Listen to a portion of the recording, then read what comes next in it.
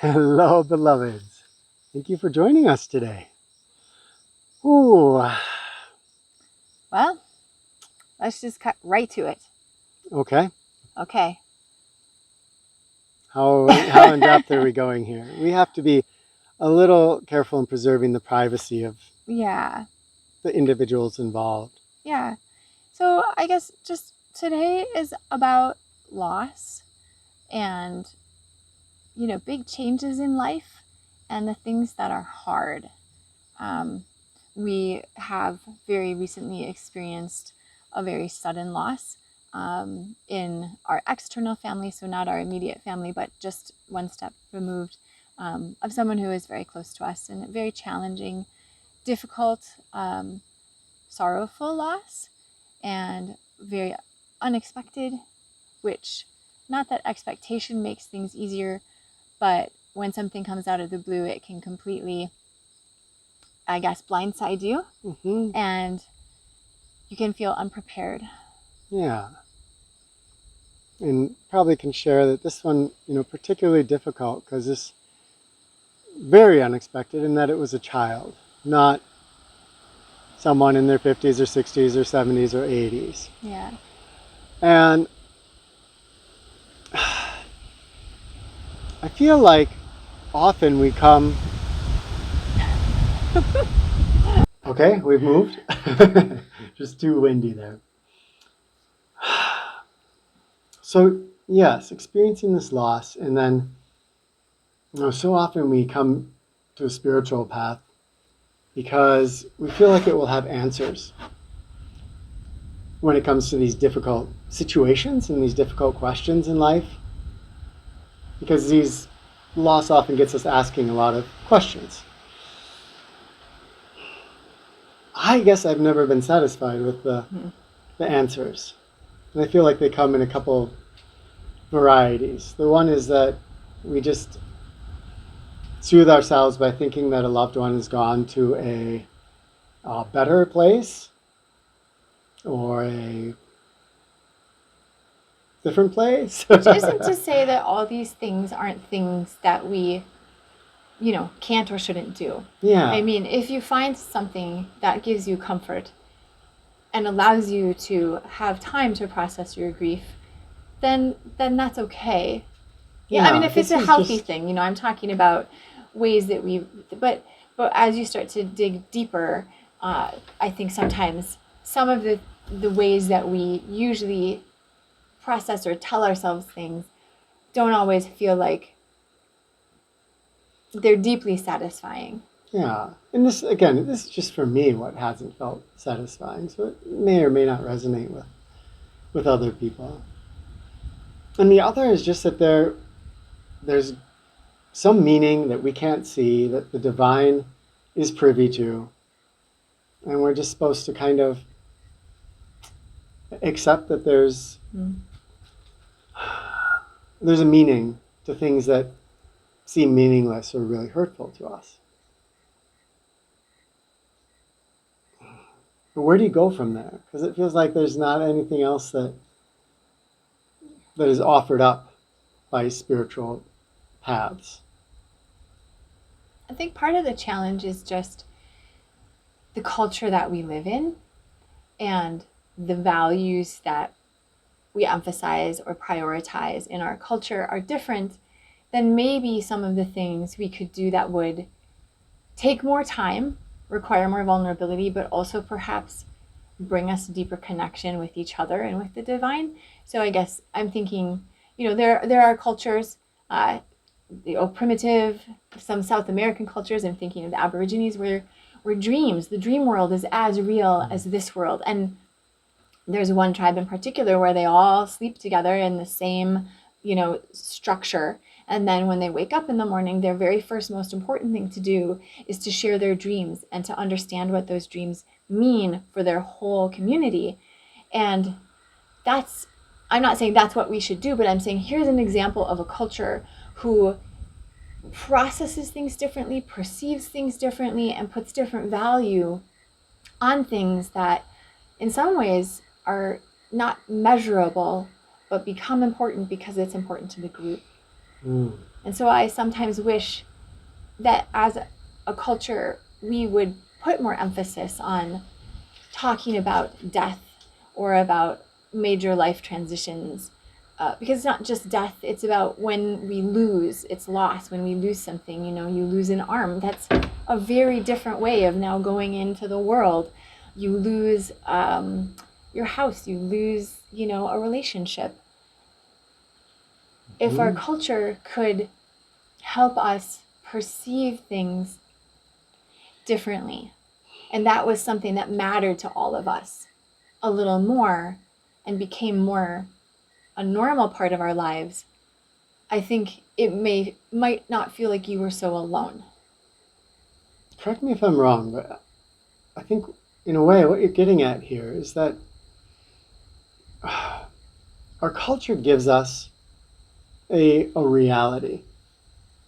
And in some ways our spirituality, our upbringing, it creates this reality that then it's not just our set of beliefs. We really think of it as the reality. And so in our culture, there's a very strong, clear structure of you're born and you move through your life and then you die. And it sounds really weird when you hear some Eastern spiritual folks talking about like there is no birth, there is no death. Both of those things are things that we have created in our culture, but we're like, no, it's a reality. We see it. Yeah. It's right there. A person is born, they come out of the womb, and they die. But if we look more carefully, I don't think the line is quite as clear. It's odd that we think of someone born when they come out of the vagina, but not when they're inside the womb. Right. Right? Yeah. I mean, it's different when you're a mom. So, but right, as a culture, as an idea, your baby's very much alive for you, but I think you're trying to say there's these lines. And I think it's the lines that are really tricky because there isn't any line but the line that we place for ourselves. And when we begin to place lines, we begin to have expectations. And imagine a culture where our bodies were like clothing and we just cast them off and took on a new one and cast that one off and tried on a new one, maybe went back to an old one, did this, did that, and we all did that. It would be very normal for us. So sometimes it's about, I think, that we have begun to crystallize. And I think this is me, Rebecca. Yes. I end right here. And of course, when you experience a loss, especially a really profound and, unbelievable loss, it seems like, what will this help, to just change how I see things? But I think it's really important for us to take that time to reflect on, is there a line? Yeah. Because if we can start to shed the lines, we can start to see a different reality. To be clear, it's always important that we operate within the reality that we currently are perceiving. So we may strive to see life and birth and death in a different light, but being honest with ourselves and saying, right now, yeah, I see it as I'm born and then I die, and it's this linear thing with a beginning and end. The middle is good, the beginning's good, the end is really bad. And so making sure that you go through whatever process, the grieving process, that fits your current version of reality. Yeah. But then not stopping there and saying, when I'm experiencing something really powerful, and this goes for any powerful emotion we're experiencing, it's a signal to us that we are bumping up against one of our perceived realities. There are some people in the world that can die without fear. There are actually Why? some people out there who can die at will. Do you think that's true? I don't know. I know Are you talking it. about the yogic stuff? I am talking about some of the yogic stuff. And Yeah. I'm at least, you have the people that you hear, well, I don't Well, know. the Zen masters, right? Like, I'm going to die tonight. Yeah. And some of the people who have been studied and can stop their heart and, Oh, sure. are extreme biofeedback and things like that. But anyway, I'm sorry, I interrupted you. No, Go on. no. Yeah. So here we see, as we experience this pain of loss, it's telling us, it's revealing a framework that we've overlaid on this experience that we're having. And it might bring us to question, where is the line of birth? When is someone born or alive? Obviously, that's a question of great debate in some circles. But if we just ask that, why do we put that importance on the becoming separated from the mom as from the mother as the moment of birth? That's the birthday. The same with death. There's some people that like to say they know what happens after death, whether that is it's just annihilation in the end or it's whatever their belief system says is going to be after that. But we have some evidence of things that, like, people that have I was going to clinically say, died. I trust the people within your death experiences the most because, hey, they've at least, perhaps been proclaimed dead and then come back. I would say if I had to go on anything, I would go with theirs the most. And they seem to be pointing to consciousness as something that that's a part that goes on. Right. I liken it a little bit to sight, and then our other senses. We're very sight-based, and so everything is seeing for us. When you lose your sight, the other senses that were there that couldn't be seen, had to be heard or experienced in another way, become much more powerful. And so I kind of see our physical world as the sense of sight. And when we lose the physical body, all the other things that we couldn't perceive because we're so focused on that one thing could become more apparent. This is just my personal meandering right now of, and I'm believing that that's consciousness, which I think as time goes on in our human history, we'll begin to see that consciousness is not, we don't know what it is right now, but it's going to be, I think, more inclusive and more amazing than we can grasp with the physical. Because of course we can look at those after death experiences and we can say, well, it's a flood of brain chemicals, we can reproduce it with this drug.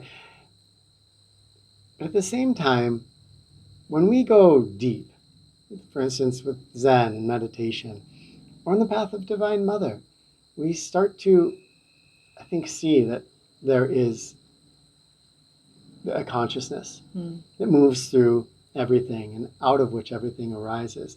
I agree. I think that over time, that may become the dominant, even scientific view. Science just usually, moves slowly because it's a big, giant consensus sort of thing. And so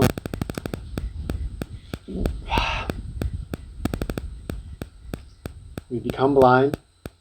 Suddenly the world opens up in new ways if we have that mentality of not just focusing on the loss. Mm-hmm. Is life as we know it hiding something from us? And in this path, we would suggest yes. Mm-hmm. And that actually during our life here, we can experience that in a certain way by starting to see the nature of the reality of self, of this thing I call Ketan, this thing I call Rebecca.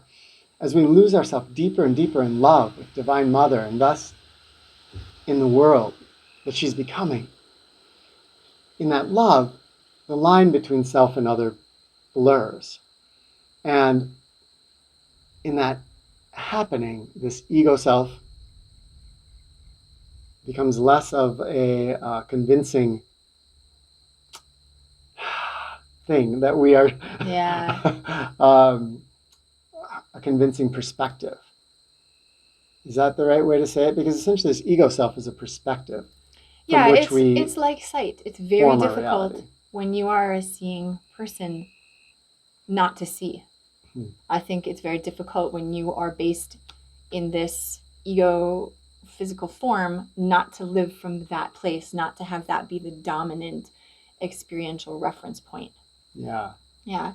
I wanted to talk about something, but you go ahead first because it seems like you have a thought. Just triggered how our senses. We look out and we see this reality. There's an apple tree just 30 feet from us, and it's 20 feet tall. But if I look at how big it is it's this big in my visual field, right? And my brain translates that into a different Yeah. reality. And so it's pretty clear to see that even with our dominant sense, there's all kinds of filtration going on Absolutely. that we're not even aware of. Yeah. There's so much. We fill in things. We have that blind spot in our eye, but you would never know it unless you get shown, oh, it's actually there. We just fill in. We fill in the blanks. And I think that's one of the things that loss can help us with is to say, okay, I fill in the blanks. And, how do I do that? And how do I want to do that? It is a moment to pause. And it is, can be, to me, this feels like honoring whatever we may have lost: a child, a parent, a pet, a tree, land. That the gift can also be for us to pause and to ask those questions and to then ask, how do I wish to move forward? Sometimes when there's great loss, why is the question. And like in some of the great Zen stories, like you hear them, the why this master, why that, and there's, you are not asking the right question. Mm. You get the koan, and the Zen master gives some strange answer, and that's because he's saying your question is going about looking at the world like this, and in order to get an answer, we need to look at the world differently. And I always think that instead of why, which we want to ask naturally, and naturally we need to allow ourselves, as you were saying, the process of grieving and flowing and growing. I like how. How will I move forward in this? How can I have experienced a great trauma or tragedy or big change and still love, still want to be here, still be my best self, still give my shining light out to the world? And the question is how. And that's a really great question, because I think life is about movement. Anytime we stop, we can get stuck, we can get stagnant. And so not asking why and asking how allows a motion. It allows a forward movement of asking ourselves questions, of asking how we want to be, and of allowing ourselves to try new ways and seeing things differently. And I think when we can move forward, we can heal. We can begin to have insight, and we can begin to really empathize with other people and be there for other people. One thing I wanted to ask about, though, because we were talking about Divine Mother or God or whatever, and we're talking about consciousness, a thing that can be easy to do is, if we have a spirituality, is to feel as though that everythingness is responsible. And I could see it being very natural and very normal to say, why did you do this? This is your fault. How could you let this happen? If you're all love and you're all everything, why is this good? Yeah. You know what I'm saying? And how do we overcome that place so that we can gain access to the love and the support we can get from Divine Mother, or our source of divinity, or, call it what you will. That's such a good question. I remember Alan Watts. I remember reading in one of his books, and he was talking about Vedanta, from which a bhakti path, like the path of Divine Mother, is a relative. And he said basically that God is only doing this to itself. Because in this conceptualization of divinity, divinity is becoming all of us.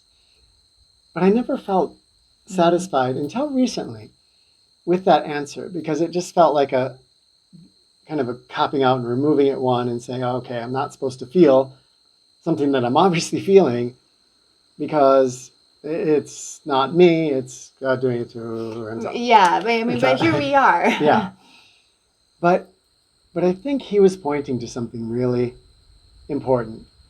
And it's impossible to describe this, but I think it's something that we can come to feel in all of us if we stay on this path of Divine Mother or any mystical path. We will experience these things over time, which is that the Kenton, it really feels solid, like it's the me. Mm-hmm. It is the perspective, again, through which I'm forming my reality. But as we examine that sense of self, as we, in a bhakti path, fall into love, we can get glimpses past that sense of self to where we can feel our divine motherness, our becoming. Woo! The wind. Wind for a moment. Get glimpses into feeling that thing that we otherwise put forth as a myth, as a way of explaining it, that Divine Mother is becoming all of these things. And when we feel that, we understand what those words mean when we say Divine Mother is becoming the acorn and the wind and the everything else. We mean that in a literal sense, but there's also a feeling sense in which that happens, and there's a myth sense that happens. Understanding that is something we unravel on the mystical path, but right here, if we imagine I die right now and I become everything becoming at once, everything also, at least humans, maybe trees aren't trapped in the same cosmic joke, are trapped in a sense of self. And so right now, as one of those manifestations, I'm not me. Is this making sense? This isn't where like Ketan's soul has become incarnated into this. Mm-hmm.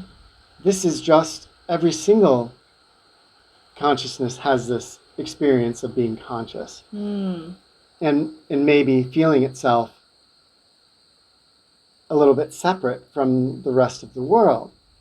And in that separation, then arises, that sense of separation arises a worldview, and one in which we can experience this.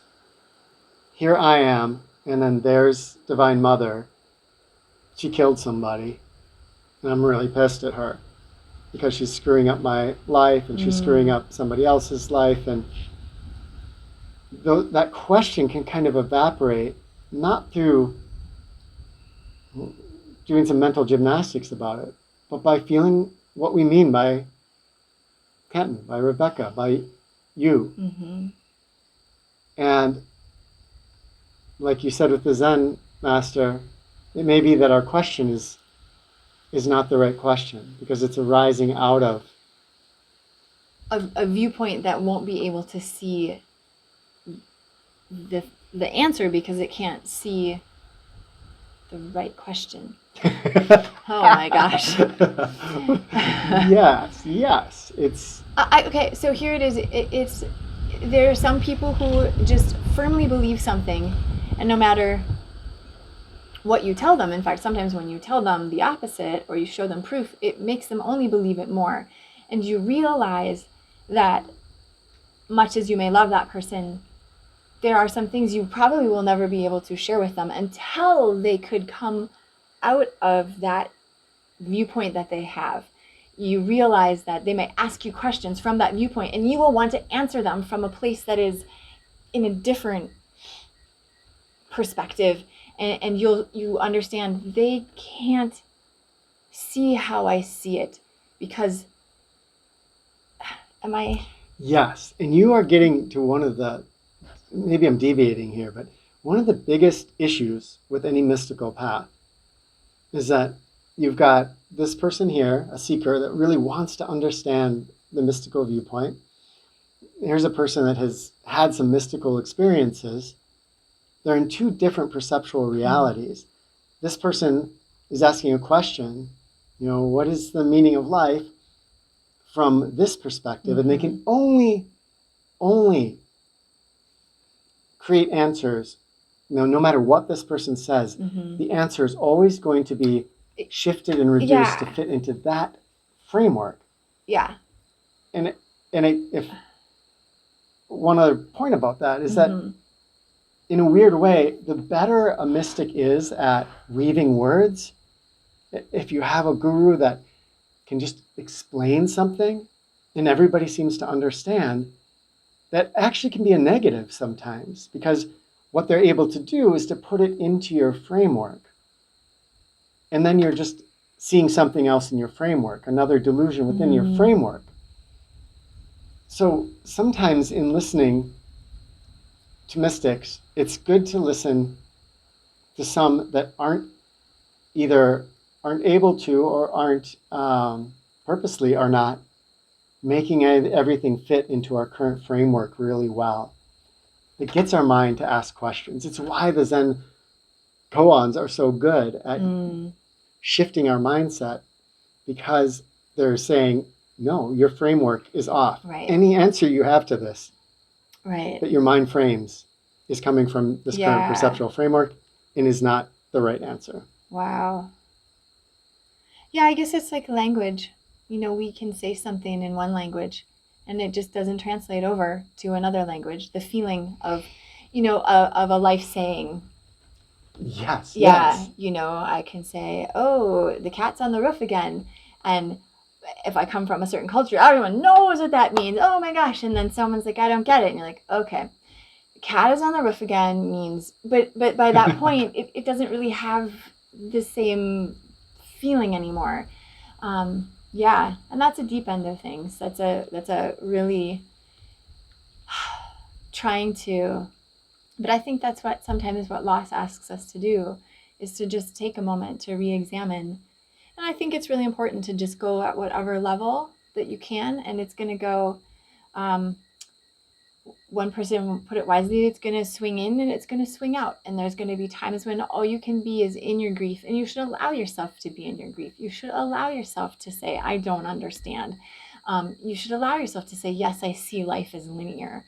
And it's going to swing out and you're going to feel the presence of what you've lost, or you're going to feel what Divine Mother is. You're going to feel what you truly are without being caught in that. And so you can let yourself go in between those, and allow yourself to be in sorrow and to be in joy, and to know it's going to go back and forth, and that's okay. And if you are in a grieving place, it's okay to just do that gracefully. Do it as best you can. Don't have to hide it. Allow it, And then when you can swing out and you can start to join in with more of the interconnectedness, or more of what you're trying to understand from that new perspective, allow yourself to settle into that and to say, okay, this is maybe some of that different perspective. Thank you, because I think that's the place to wrap up this message, is that strong importance of what Rebecca pointed out. And we talked about earlier. Especially if you're on a spiritual path, or even if you're not, and you're surrounded by people that are telling you, here's what you should feel and here's what you should think. During any process of life, especially here in a grieving process, feel whatever you're feeling. You might feel sad, you might at times feel angry, you might feel things that you think these aren't appropriate, so I can't feel it. Allow yourself to feel. And at the same time, over time, allow these things to be gateways to show us our current version of reality and to give us hints as to places that we can explore more deeply. I just have one final thing to add, which is that in all of that feeling and exploring and experiencing, um, invite in Divine Mother or your version of the allness that is all loving, and know that you can feel whatever. If you feel anger, if you feel whatever, just still bring in Divine Mother. I'm just going to say Divine Mother because that's who it is for me. Yeah. And say, Divine Mother, I am angry with you, or I am so sad, or I don't understand, or I'm feeling joy and I feel guilt about that, or just into everything, because that is the place where our path can become stronger and where even more, I don't want to say wisdom but even more blossoming and understanding can come to us. So not only feel, but just invite Divine Mother into all of it, whatever it is. That's, to me, that's why it's about Divine Mother. Seeing your life held by someone who is truly all loving. If you imagine a parent that was so loving that you could say, I hate you, I'm so mad at you, and they just would greet you with warm, loving arms. They're not going to be hurt. They're not going to be angry with you for your feelings. You're perfect however you're being in this moment in the eyes of Divine Mother. And that's to me the beauty of her. Yeah, I mean, there's a lot that we can't know with our thinking minds. And that's where connection with Divine Mother allows us to know, to understand with a body that isn't just stuck, but with a further essence of who we are. I don't know, I'm not doing a great job of, but there's the knowing with the knowing mind, and then that wants to fix and solve everything, and then there's the understanding that comes with the allowing of the feelings, with the passage of time to gather and to learn and explore, and with the love of Divine Mother. So we are just sending love to all of you. I don't think there's anybody out there who escapes loss or sadness or sorrow of grief or grief of some kind. And obviously sending love to all of the facets of Divine Mother, people that we've loved, places that we've loved, things that may seem to be no more, but that's only what it looks like to this one piece. So anyway, feel free to share your stories, share your feelings, share your things that have helped you to grow and blossom and to deepen. We want this to be a sharing place. Remember that you can go to our Patreon. It's free. And if you want to get deeper into this, and we're forming a community of people there that share and adventure together. So much love to you all.